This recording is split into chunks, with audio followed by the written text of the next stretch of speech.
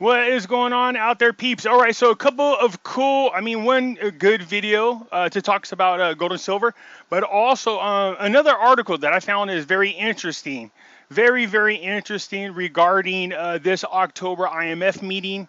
You know, the fear of the dollar being removed as the reserve dollar, but also there's some other things that are tied to it that I found to be very interesting. Very, very interesting that I will share with you in just a second here. All right, you guys know if you're going to buy precious metals, please give our friends over there at Money Metals Exchange a consideration.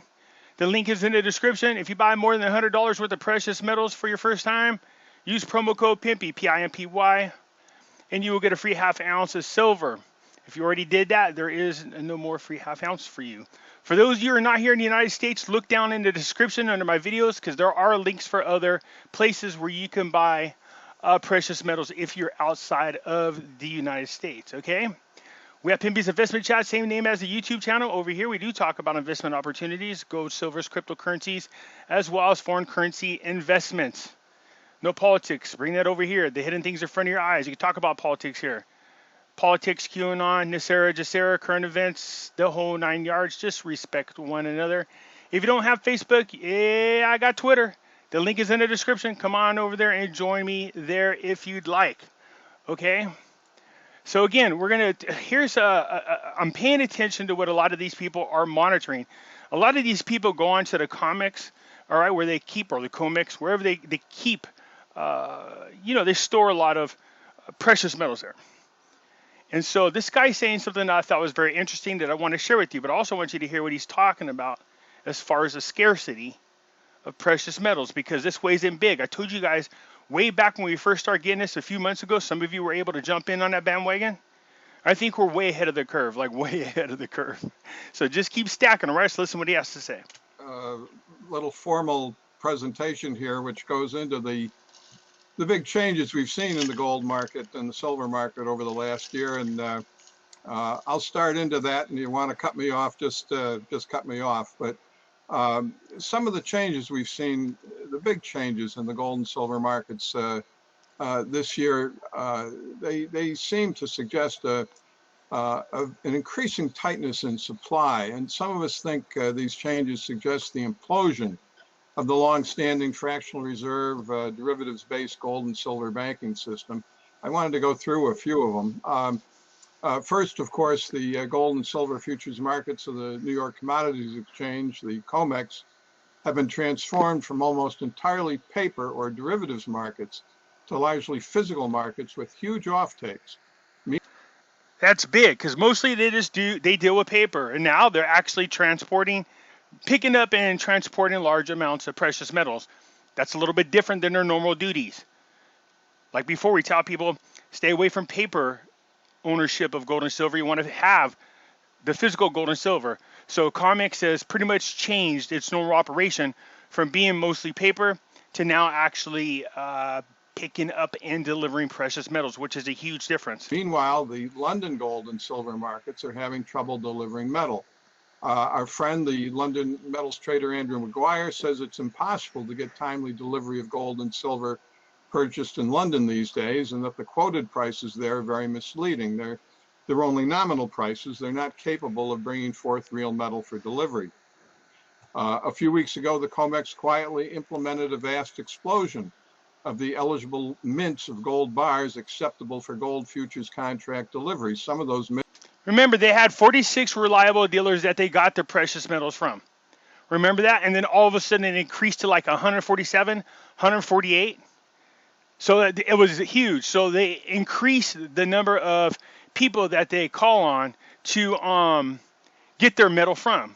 That's big. That means they don't have the supply necessary to cover all the contracts that they sold. So they're trying to do what they can to make up for that. Gold bars acceptable for gold futures contract delivery. Some of those mints are no longer even operating.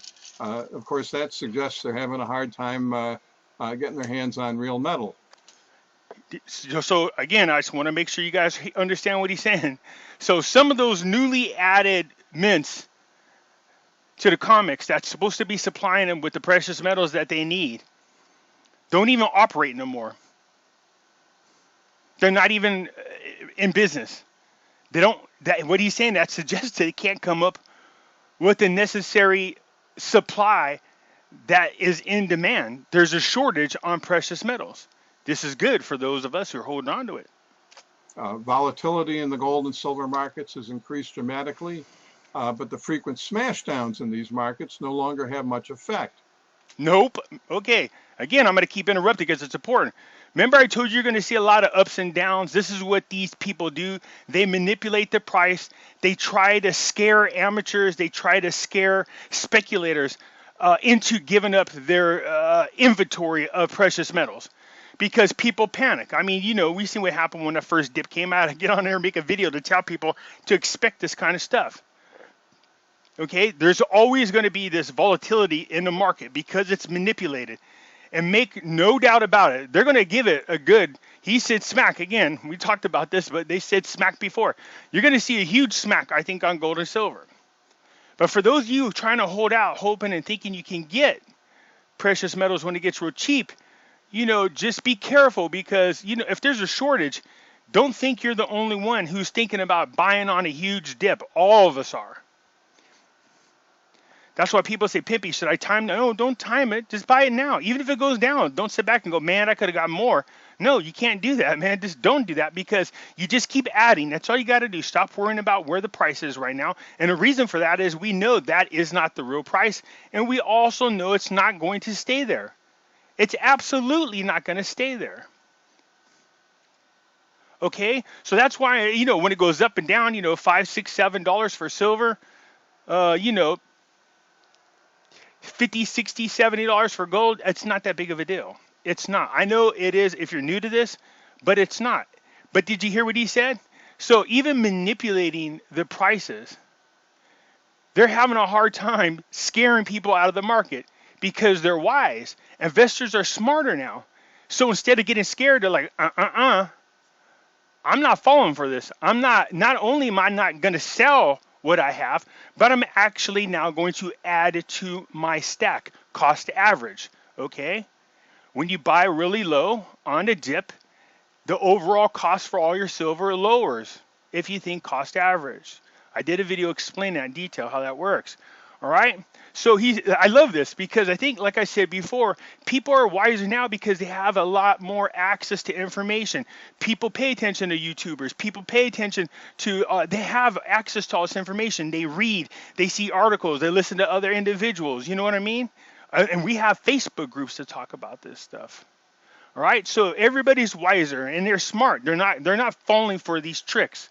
And I told you guys, you're going to know when it gets ready to take off because you're going to see, in my opinion, a huge drop. Now, listening to the experts, they're talking about a 40% drop, a smack on all things, stock, cryptocurrencies, as well as precious metals. They're saying that's what you're going to see happen. And when that happens, don't be surprised if the price doesn't stay low for 1 month, maybe 2 months. So don't be shocked if that happens. At that time, you should be trying to do what you can to buy as much of it as cheap as possible because it's not going to stay there.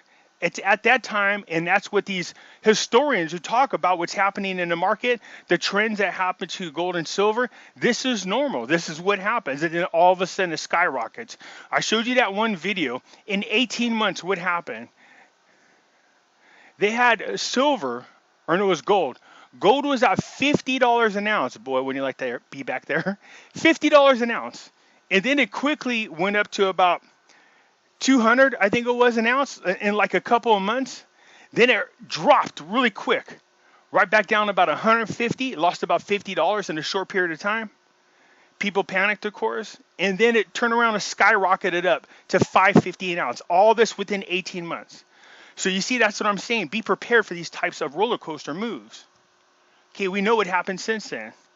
It went from 550, shot up to 800, from 800 to 11 to 12, and now we are where we are today. And it didn't take very long to get there. Not very long at all. It's about 10 years. This is a bull run. There's another one of these happening right now.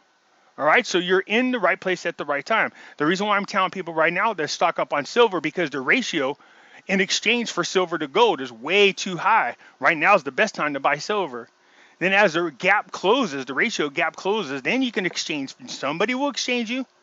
They absolutely would. You can go to a coin dealership because they would make more money off of the markups on all of the different coins they get for silver versus the one markup they'll get for the 1 ounce of gold. So if you take them in, let's say it gets up to somewhere around 40, 50 an ounces a ratio, then you might be thinking, maybe I do want to trade in some of my silver and get some gold. Then go trade them. Don't accept anything less. Find out what the ratio is and offer it to them. They'll take it. In recent years, the smash downs could restrain prices for weeks or even months. See? Now they usually see prices bouncing back in a day or two. Somebody seems to be using the dips to purchase real metal and very quickly. Scotiabank recently paid fines of $127 million to settle gold and silver market rigging charges by the U.S. government. The bank is entering a deferred prosecution agreement with the government, indicating that the bank is expected to cooperate with the government in additional prosecutions. The bank is also closing its gold and silver business, the oldest continuously operated bullion bank in the world. Closing it. That's what should happen. When we find out that these people are committing fraud and they're doing some illegal shiesty crap, you should close them down, take their licenses, get rid of them. This will deter people from doing it for the most part. Of course, gold and silver market rigging also has been confessed by J.P. Morgan Chase traders, as you were just discussing with Big Swear, and investigation of Morgan's market rigging continues. And that's not going to do anything. J.P. Morgan don't care. They've been caught several times. They make trillions of dollars and only pay about $1 billion in fines. That's not going to deter them from continuing to run this criminal enterprise that they got going on out there. Until they get hit really hard, and I mean really hard, they're going to continue to do this.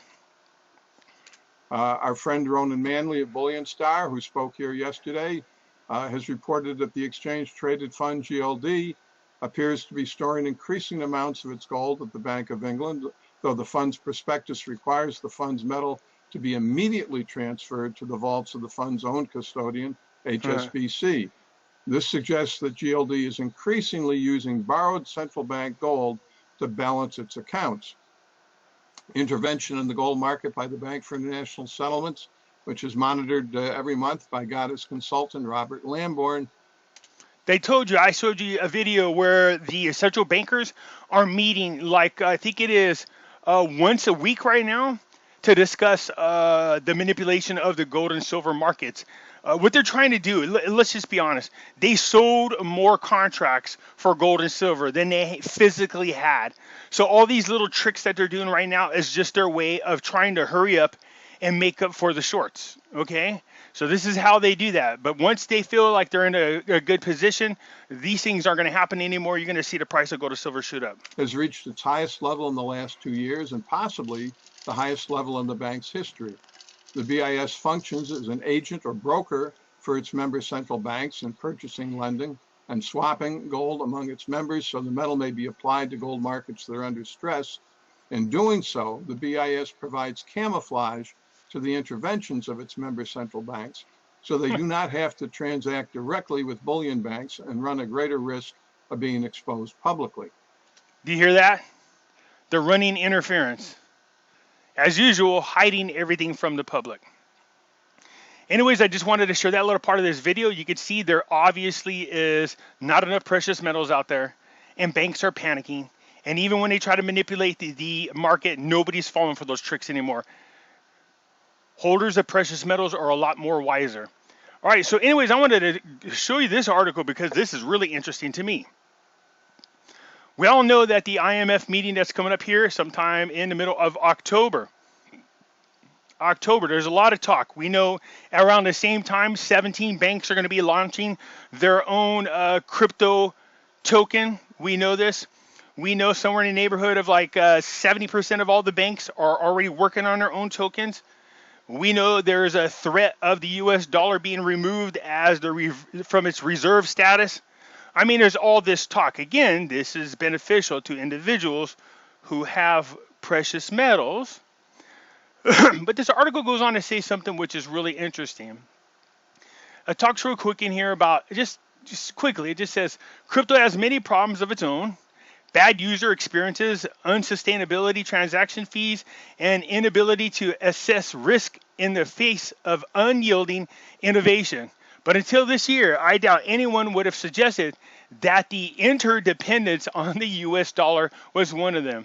So, what this article goes on to describe, in fact, is that cryptocurrencies are really super reliant on the US dollar.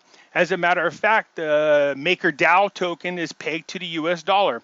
So the guy that created it goes on to explain, could they change it? He goes, well, originally they wanted to peg it to this USD basket, or you know what I mean, this the one we're talking about right now, the Sdr basket, sorry, special drawing rights.